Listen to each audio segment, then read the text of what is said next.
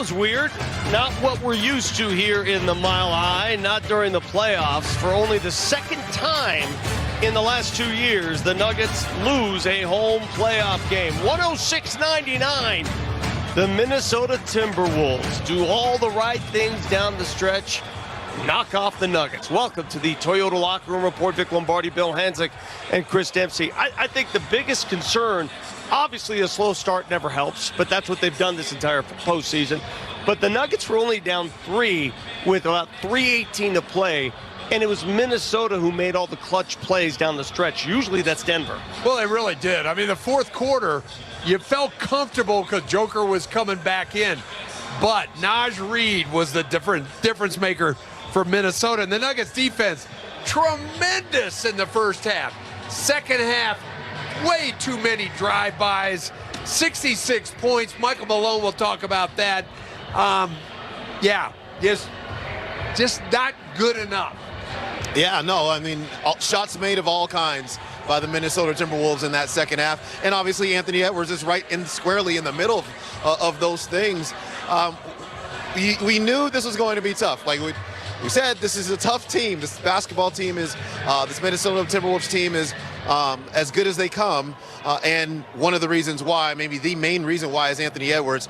He was the one making the plays in the fourth quarter. It's funny because in the pregame we talked about how well the Nuggets had done against him in a couple of the fourth quarters during the regular season games. Well, he heard that as well. He turned that up, got super aggressive, and the Nuggets could not stop him. Well, one thing we've learned firsthand, Ant-Man is a bad man. I mean, this guy came in, Futures in Your Hands, presented by Ball Corporation. The ball was in his hands during crunch time. It was in his hands early in the game. He goes 17 of 29, 43 points. And that little turnaround jumper, I don't know if anybody can stop it, guys. He's so physical. He's so powerful. I don't think Anthony Edwards, I don't think he was uncomfortable, but I think the Nuggets did a representative job with a lot of good defenders. He's just that good a basketball player. It'll be interesting to see how they wall him off in game 2, what that game plan looks like. But when he gets the jumper rolling, I promise you this numbers will always be this high. And you know, it's his performance swings are usually just if the jumper is going down for him at a high rate, and it was today. Yeah, I guess only Jamal Murray would know the answer to this, but it just didn't look like he had that spring in his step. Didn't have that energy to lift off on many occasions. And Nikola Jokic forced to do most of the heavy lifting in this game. He came close to another triple-double. He was faced with the prospects of Rudy Gobert on one side, Karl Anthony Towns on the other. Then they deliver Naz Reid off the bench. Still finishes with 32 points on 11 of 25 shooting. That's not a Nikola Jokic. Were one of those stats where he finished with 8, but like he got some late to get to that number, and he just wasn't as impactful on the boards as he usually is, especially on the offensive glass. And that's where Minnesota understands he can't get those 2 and 3 tip offensive possessions where he's rolling the rebound stats up and really impacting them offensively. They didn't let him have that almost at all. Fellas, I thought the other big development in this game, and you think it's a good thing when a guy gets into foul trouble, an opposing player, Karl Anthony Towns gets his 5th. He has to go to the bench.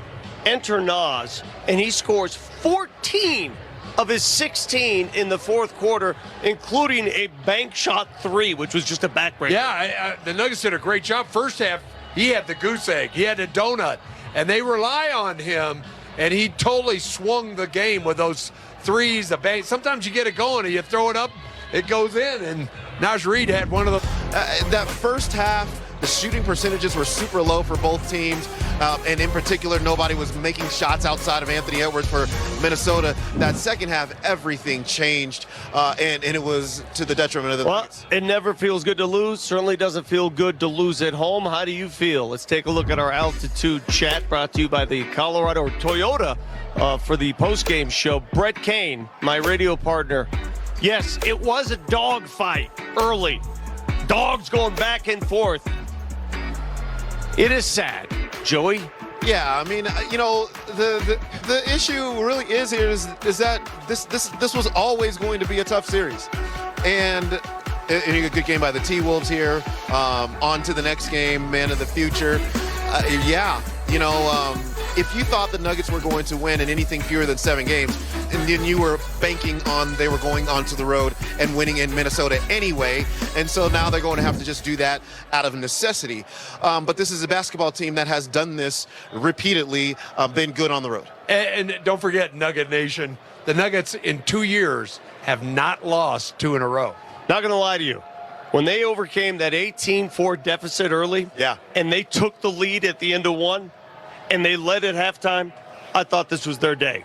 Turned out, Scooter, one thing I've noticed about the makeup of the T-Wolves, and that's Tim Connelly that pulled all the strings on this. When the Nuggets struggled against the Lakers in the Western Finals a few years back, the Lakers went with that big front court. That's exactly the model the T-Wolves are using in this series. Yeah, I told Kaz on the radio that start you mentioned a while ago, 18-4. That looked exactly like the last 3 games against the Lakers, in the sense that they got up into Chile, got real physical, and tried to take the ball out of Joker's hand as soon and as quick as they could. And that's going to work. And until they make them pay for that offensively, that they're going to still kind of keep doing that. This is a better team than the Lakers. And coming back or holding leads are going to be a lot tougher. But a new record, I don't know if it's a record, but this year when the Nuggets have scored under 100, they are 0-9 now. So I know they gave up some defense in that second half, but offensively, I didn't think they were clearly anywhere they need to be to win game 2. Do you have any retort to that, Bill Hanzik? Because he says it was all about the lack of offense. Well, I mean, he's right, because you could get away probably with the Minnesota end up with 106. Yeah. 106. You got to figure the Nuggets going to be 108, 110, and they just and a big part of that, Jamal had 0 in the first half. You're not going to see that. Yeah, you responded in the second half, but that lead, you started off so poorly. You dug back, you used a lot of energy, and at the end of the day, you ran out of a little gas late in the game. Hey, did Jamal look right to you, Scotty, from your vantage point? Well, once again, they got bigger guys. They're going to put him on him. They started with Edwards on him, who just got real super physical with him early. And, yeah, he looks a little slower than he did, say, a month and a half ago with his legs. I thought he got him back under a little bit. Problem is, it was a little bit of a teeter-totter. Porter was great in that first half shooting the basketball. Murray, he was scoreless at halftime. And then all of a sudden Jamal got it going, and Michael gets 2 points in the second half, or 4 points, and made 1 field goal.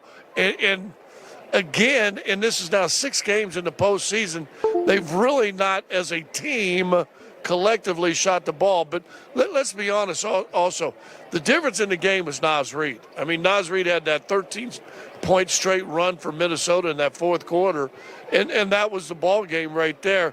Their bench outscores Denver's bench by 8. You lose by 8 or lose by 7. But they just got to find answers. Listen, you got to be ready for the physicality early. You got to answer it. I thought when Denver got in trouble, when the offense got clammed up a little bit, they weren't playing downhill. Denver's offense has to be downhill, has to be at the rim, has to get into the paint. I think they only had, through the first 8 minutes of the first quarter, they had 4 points in the paint. They didn't have many points anyway, but they got to be downhill, get into the paint. And if Rudy's going to block shot, good. Let Rudy block shots. Joker had 2 turnovers where I thought Rudy made great plays on that lob to Aaron Gordon. Joker's just got to shoot that. I don't care if he misses it or not. I think they got to make Joker score. And then now when Rudy starts playing that shot more, now maybe he can dish it off. Yeah. Adjustments will be made. Thank you very much, Scott Hastings. He mentioned the bench play. Reggie Jackson carried the Nuggets bench. He's got all 9 of the Nuggets bench points in the first half. And then in the fourth quarter, Christian Braun made a corner 3 that tied the game with 5 minutes to play. 84 up. Yes. And then after that, let me tell you what happened. 5:56 to play. After that, Naz Reid 3, the bank 3. Bank 3. Naz Reid layup. Naz Reid 3 again. It was the Naz Reid show after that 3-pointer by Christian Braun. He's right. He was the difference tonight. Let's go downstairs. Our Advent Healthcare coaches' comments presented by Advent Health.